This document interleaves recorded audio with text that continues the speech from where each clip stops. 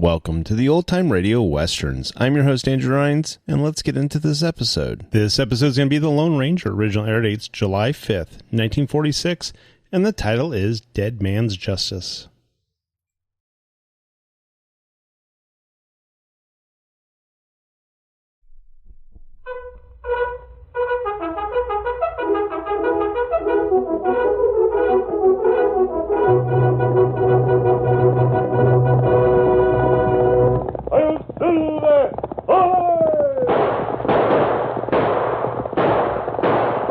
Fiery horse with the speed of light, a cloud of dust, and a hearty hi-yo Silver, the Lone Ranger.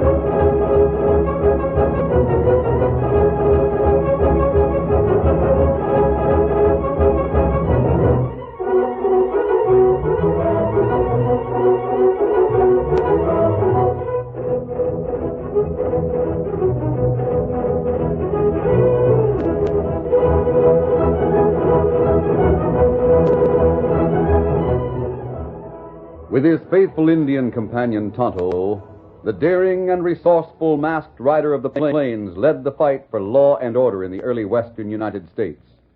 Nowhere in the pages of history can one find a greater champion of justice.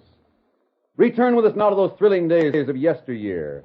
From out of the past come the thundering hoofbeats of the great horse Silver. The Lone Ranger rides again.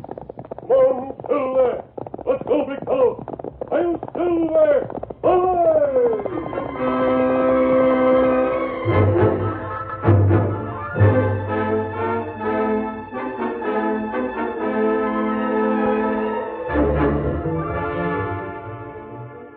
It was late afternoon. The main street of Overland, a little cow town in West Texas, was almost deserted.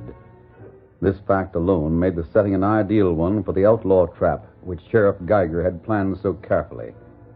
For well over an hour, the crag-faced old lawman and Bob Cole, his deputy, had waited patiently just inside an empty livery stable. And it was no accident that the stable was directly across the street from the Overland Bank. Yeah, no sign of any bank robbers so far, Sheriff. No. Maybe that tip you got wasn't on the level. Maybe, but I doubt it. Day's not over yet. We'll wait a while longer. Yeah, sure, anything you say. I was just wondering. What? You said you got the tip off in a letter. Somebody wrote and told you an outlaw was going to try to hold up the bank today. That's right. Well, who wrote the letter? Can you depend on who? I'd stake my life on the word of the gent who gave me this tip. He's a real friend of mine. A special friend. Yeah, I guess you know what you're doing. I just... Say, there's Sal Christopher owns the bank and Tate Moran is cashier. Yes. Guess they're heading over to the hotel for supper. That leaves old man Simpkins, the bookkeeper, alone in the bank. Why'd you tell Sal and Tate about the tip-off? After all, it's Sal's bank and Tate works for him. Seems to me they'd be interested in knowing I don't believe in talking about things that might happen, Bob. Better to wait until... Look.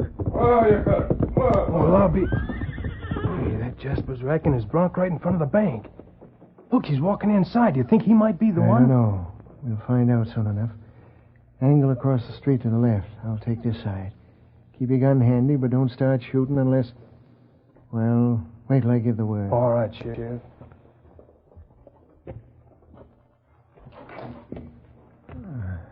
gone inside. Of course, it didn't look like a bank robber. You never can tell. Maybe I should have stopped him before he went into the bank. Arrested him on suspicion. No, this is best. Wait till something... Well, I'll be... Walked right out with a sack of cash in one hand and a gun in the other. You, drop that gun! You're under arrest! Oh, I'll drop nothing, except the hunk of left. Blast him, Bob! Open up! Dirty coyote. After him, Bob! He's getting away!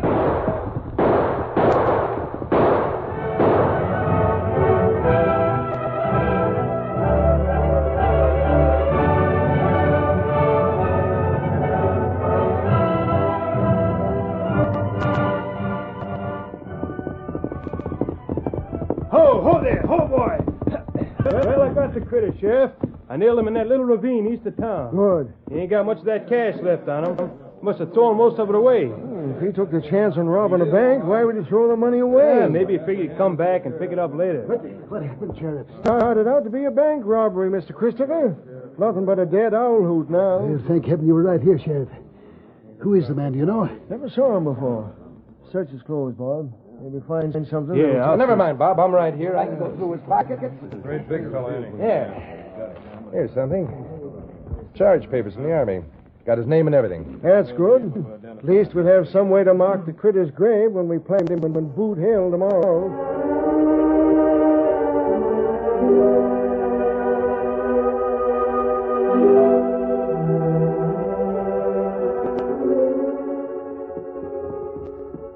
It was late the following day when the Lone Ranger and Tonto reined up their horses in a small grove of trees near the outskirts of Overland. Steady, big fellow, right there. You might as well make camp here, Tonto. It's near town. You can ride in and buy supplies later on. Kimasabi, Yeah? look. See plenty of people on hill over there. Yes, there is quite a crowd. But it's breaking up now. Mina, that's Sandy. Must have a funeral town cemetery over there. That's strange. You mean people leave plenty fast? No, I meant the young fellow who's still standing there by the grave. No one spoke to him. Must be a stranger. But strangers don't usually go... Come on, let's walk over and talk to him.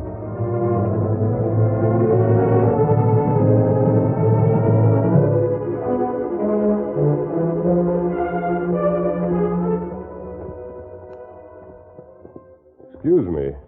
My friend and I don't want to intrude. If we can be of any help, we... I'll be... Masked gent and Injun. Outlaws. Oh, we're not outlaws. And why are you... Doesn't make any difference. I guess anything can happen, even masked outlaws walking around in broad daylight. Down in this local country. Isn't this your home? No. At least I've got that much to be thankful for. Was the person they just buried a relative of yours? Look at the writing on that wooden slab at the head of the grave. All right.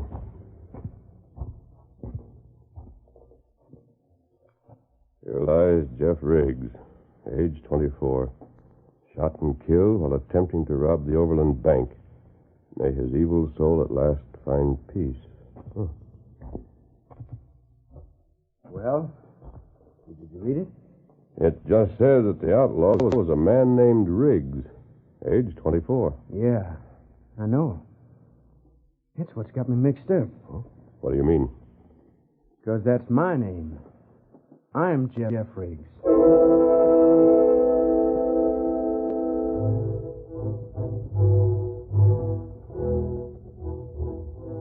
A short time later, in the Lone Ranger's camp, Jeff Riggs told the masked man and Tonto a strange story.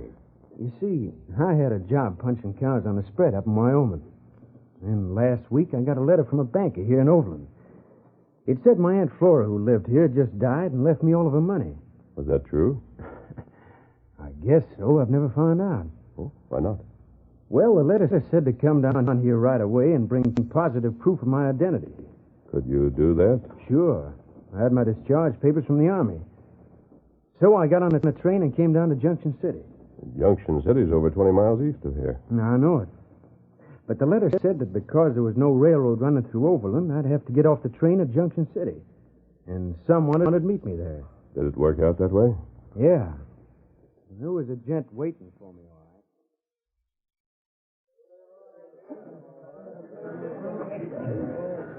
Welcome to Junction City, Jeff. My name's Moran. Tate Moran. How do you do? It's Christopher from the Overland Bank sent me to meet you. Well, that's mighty nice of Mr. Christopher. I brought my rig. We'll drive over there in the morning. Better for you to rest here in Junction City tonight. Got a room reserved for you at the hotel. Did you spend the night in Junction City? Most of it. But I didn't do much sleeping. What do you mean? Well, you see, I'd been sleeping out in the open for years. So I couldn't get that comfortable on that fancy hotel bed. I kept turning and twisting. That's when it happened. What? I heard a key turning. Then the door swung open. Real soft like. It was so dark I couldn't see who it was, but well, I could tell he had a gun in his hand. I raised up, but he was too quick for me. He swung the butt end of that gun, and that's the last thing I remember.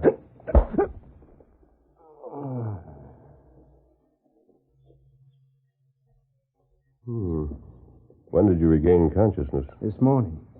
I still got a big lump on my head, but otherwise I'm all right.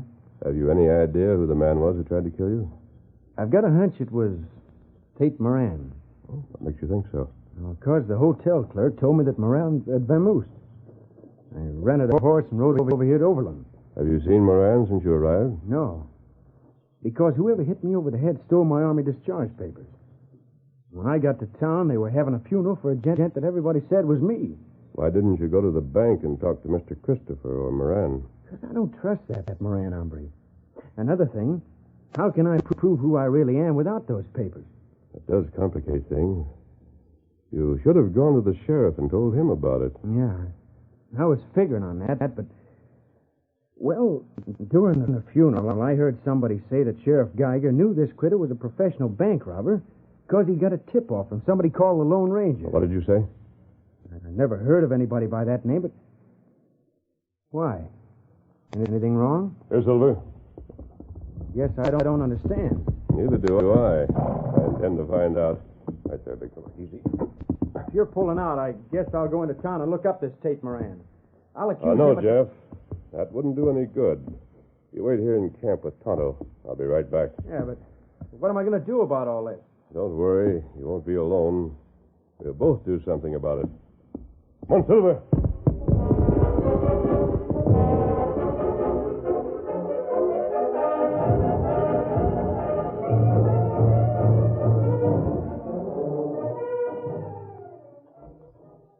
What the... Well, where did you come from? Hello, Sheriff. I understand you received a note from me. Yes, and I'm mighty grateful for the tip-off you gave me. I caught that bank robbing buzzard red-handed. Yes, I heard about it. We planted him over in Boot Hill about an hour ago. May I see the letter, Sheriff? The one that you... You mean your letter? Why, sure. Here it is. Well, thanks. I don't know how you knew that skunk was going to rob. Sheriff, I didn't write this letter. You did... What? What did you say? This isn't my hand, nor my signature. Here's your letter. Tell me, did you have the outlaw you killed? A young buck named Rick. Are you sure? Had some papers in his pocket. Proved it. Do you have those papers now? Well, no. No, guess I haven't. Tate went with the bag, took him out of his pocket. Then we buried him with the body. Sheriff, I don't know who it was who robbed the bank, but I'm sure the raid up in Boot Hill isn't Jeggs. Isn't Jeff? I'm also convinced that Mr. Saul Christopher or Mr. Tate Moran do know who's buried up there. Christopher and Moran, eh? Right. You mean those two hombres are trying to pull a shenanigan? They've already pulled it. Yeah? You know, I never have trusted either of those gents. I'll rustle them out of bed right I know, now. Sheriff. You see, I'm involved in this, too. And we need proof before we can accuse anyone of a crime. You say you didn't write this letter. That's crime enough for me. I'll get Christopher and Moran. No, I think it would be a lot better to let them convict themselves. What do you mean? Wait a couple of days. I'll keep in touch with you. In the meantime, I'll ask a dead man to help us. Dead man? Sometimes fear is more powerful than lead. I'll see you later, Sheriff. Well, I'll be. If I didn't know he was the Lone Ranger, I'd swear that man was plumb loco.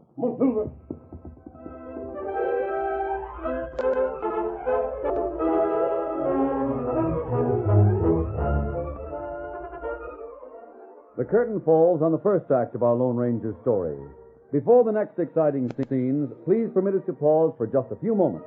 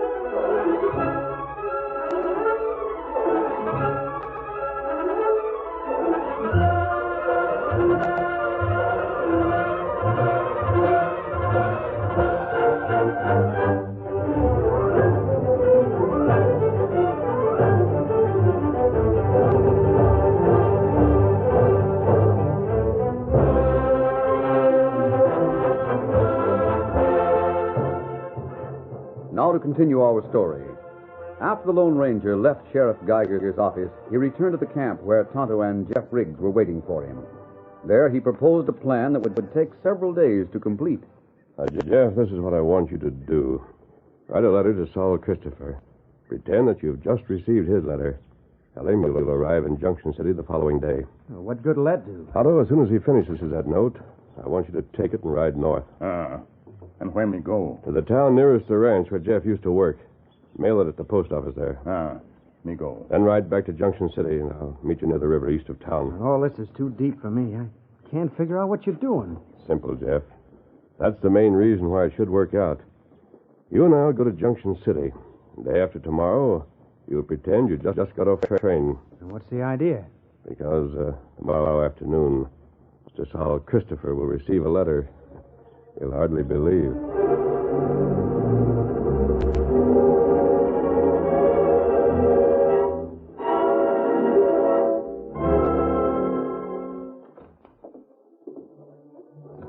Letter for you, Sal. Yeah? Let me see it.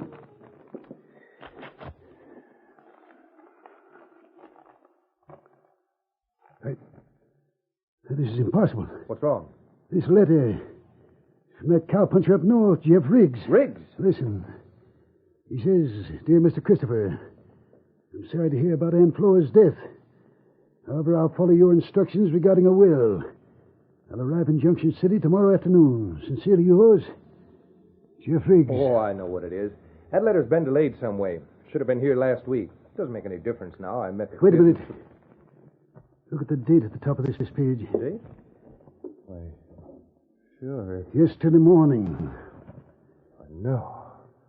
But it can't be. There's a mistake.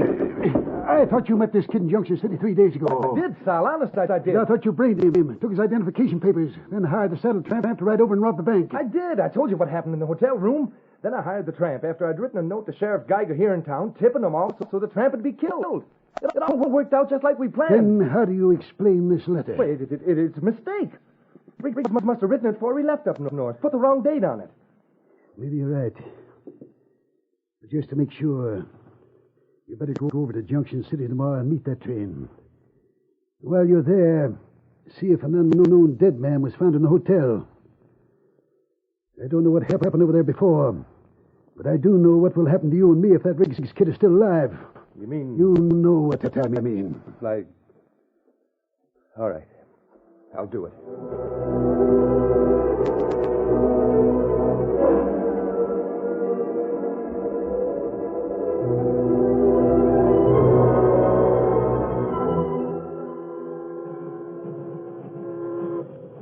Here comes the train, Jeff. We're on the other side of it now, but you can pretend you just got off. I suppose Tate Moran doesn't see me. He'll see you. Well, I'm afraid it'll be a shock. What'll I do then? Whatever he suggests.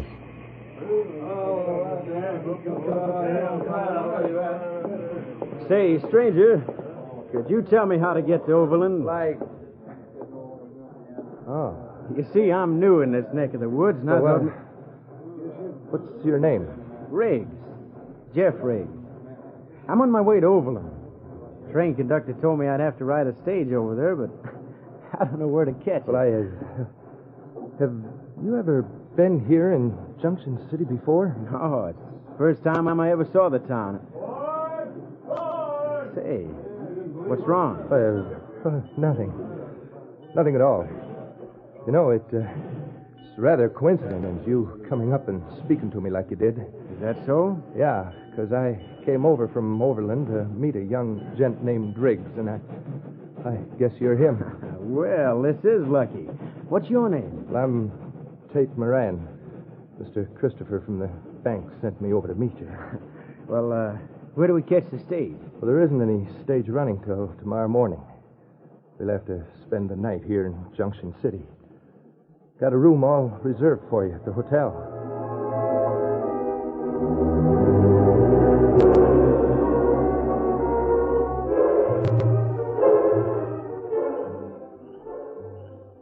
Otto. Me here. Tate Moran and Jeff are eating supper in the hotel dining room now. Moran's not wearing his gun belt. Must be in his room.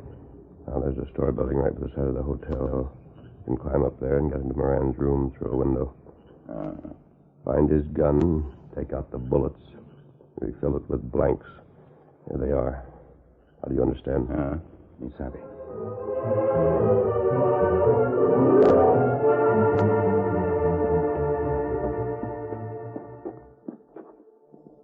Well, here's your room, Riggs. My bunk is one flight up. Couldn't get 2 rooms on the same floor. Well, that's all right, Mr. Moran. I feel right at home. What's that? Yeah. For some reason or other, this place is sort of familiar. Why, it's almost as if I'd been here before. I'll see you in the morning.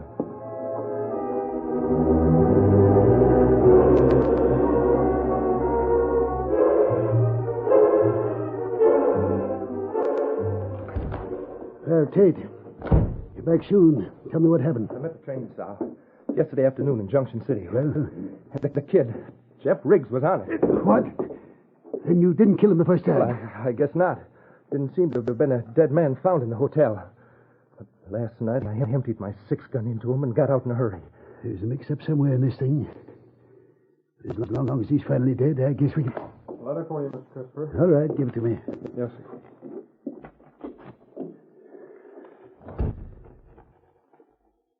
What? Sal, what's wrong? Listen to this. Dear Mr. Christopher, I'm sorry I missed the Junction City train yesterday. I hope I didn't inconvenience you in any way. I decided to come straight through by stagecoach. I'll arrive about 10 p.m., go right to the bank.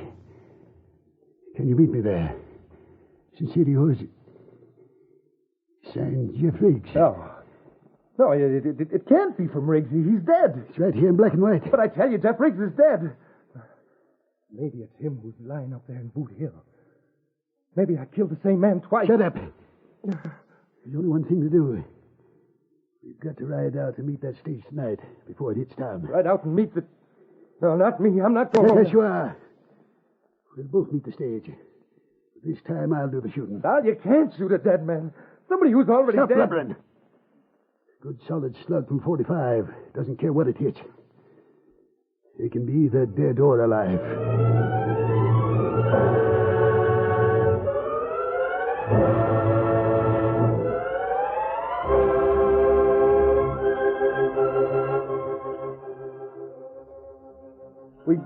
We shouldn't do this, Sal.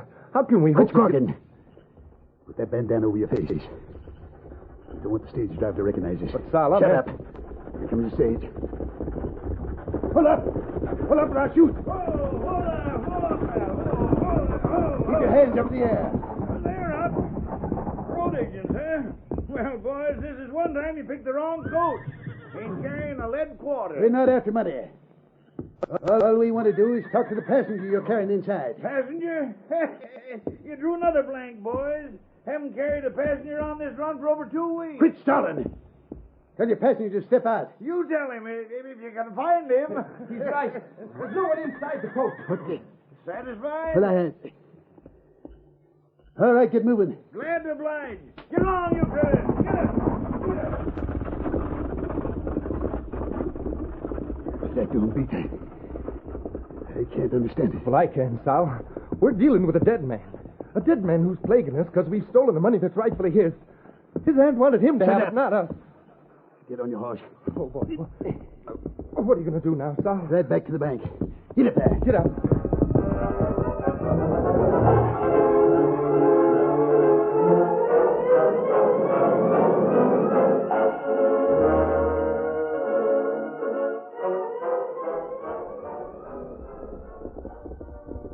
Here they come, Jeff. As soon as I go inside the bank, you knock on the door. Shall I keep on carrying the suitcase? Yes, of course. You're supposed to have arrived on the stage. Oh, there. Oh, there. I said it, Sal. We better... Now, Pete. What inside?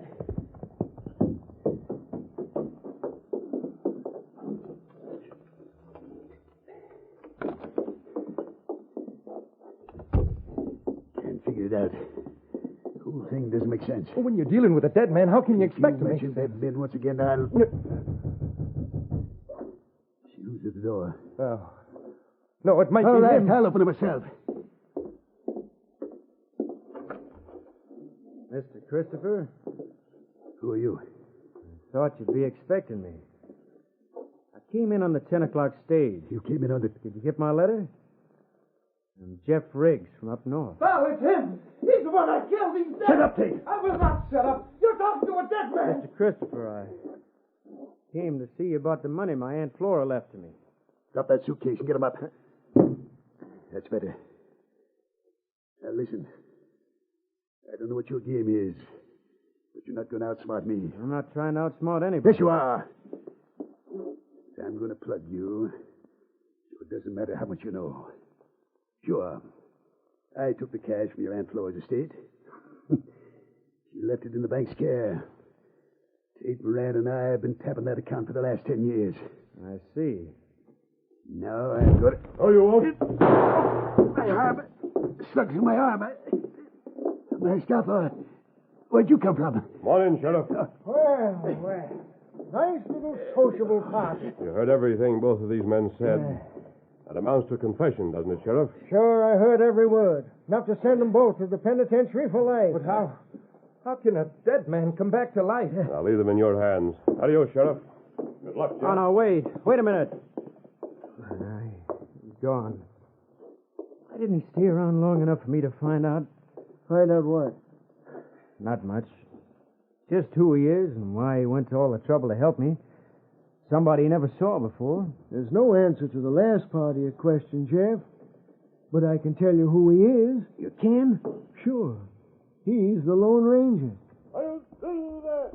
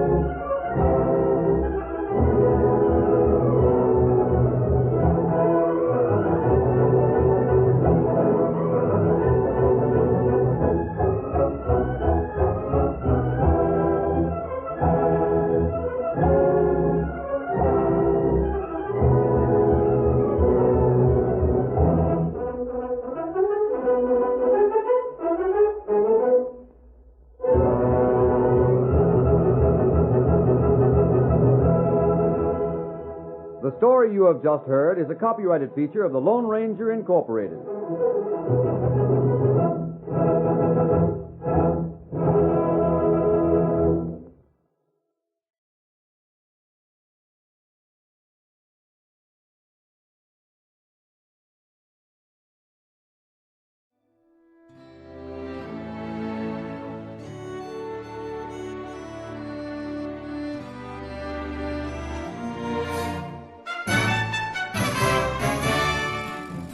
This has been a presentation of OTRWesterns.com, and we hope you enjoyed.